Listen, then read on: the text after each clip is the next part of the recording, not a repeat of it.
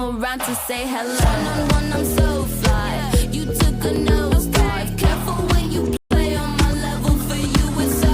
Hey, hello. Motorola Razr 50 Ultra. Flip the script. Hello, Moto. Let me first clarify. One of your panelists peddled fake news. He was talking about what is the connection of Adani with the Chinese Changling. Well, I'm sure he should know, but perhaps he doesn't. There is a difference between People's Republic of China and Republic of China, which is Taiwan. So the person who is in touch with Adani is a Taiwanese, and no Taiwanese would ever say that he is from China. So let's get those facts out of the way. But of course, ignorance is the forte of Congress supporters, so I don't blame him. Now, let me come to two points out here. Both are important. Navika, one is the historical context and the other is the contemporary one, lest others accuse me of going back to Nehru. But you can't not go back to it because that is what is the Congress psyche. Because the Congress's idea of Indian foreign policy is Indian policy dictated by foreigners. And the foreigners in this case are the Chinese. Right from the time when Dr. Ambedkar, Navika, I've waited for 20 minutes not to be interrupted by this person who is, can you please ask him to keep quiet for at least a couple of minutes?2He's been embarrassed by the fake news he was peddling. Now, will you please be quiet, Sanjay? You're not ready for a political debate. You are the biggest peddler of fake news. And you read for Sanjay Jha, on this one you've been caught out. Allow him to complete. I'll give you. I'll give you a chance to rebut. Anand, complete your point.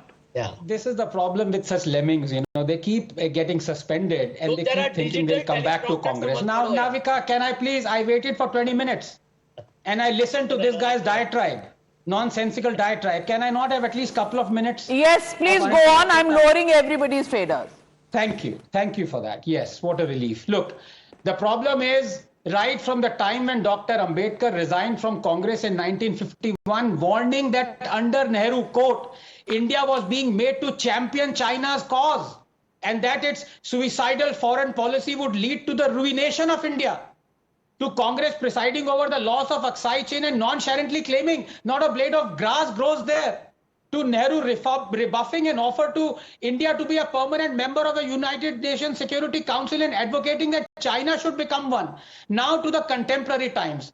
The same Rahul who today accuses Modi of selling India out, the same Rahul was tight-lipped when China occupied 640 square kilometers of eastern Ladakh during the UPA, a fact reiterated by UPA's own foreign secretary. Who knows?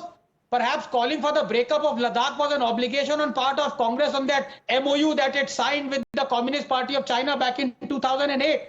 The same Rahul was tight-lipped when China managed to make 600 incursions into the Indian side between 2010-2013, including in 2013, when the Chinese entered 28 kilometers deep into our territory at Depsang, including on June 17, 2013, when the Chinese transgressed deep into Chumar, an incursion the UPA, by the way, did not disclose for 3 weeks. For fear of anger forcing cancellation of minister's visit. Our trade deficit with China was $1.5 billion in 2004. It climbed to $37 billion in 2014. So there is no doubt that the Congress is the Chipkali to China's dragon. But then here is the thing, just 10 seconds. With what face can the BJP be critical of Congress here? If they believe China is not a friend, then why is it that our trade and trade deficit with China is the highest ever? Where is the promised white paper on decoupling from China and Atmanirbharta? How many Indian companies and multinationals have we coerced away from China in the last 5 years? Recent research by the government's own aided RIS has found that 327 products, including penicillin, ACs, cameras, solar panels, account for 3/4 of Chinese imports, and that for 82% of our total imports from China. It was not the most competitive producer. India has forever had a shambolic foreign policy, but right now is the time for us to correct it. If we truly believe in Atmanirbharta, Sudhanshu ji, then let us walk the talk.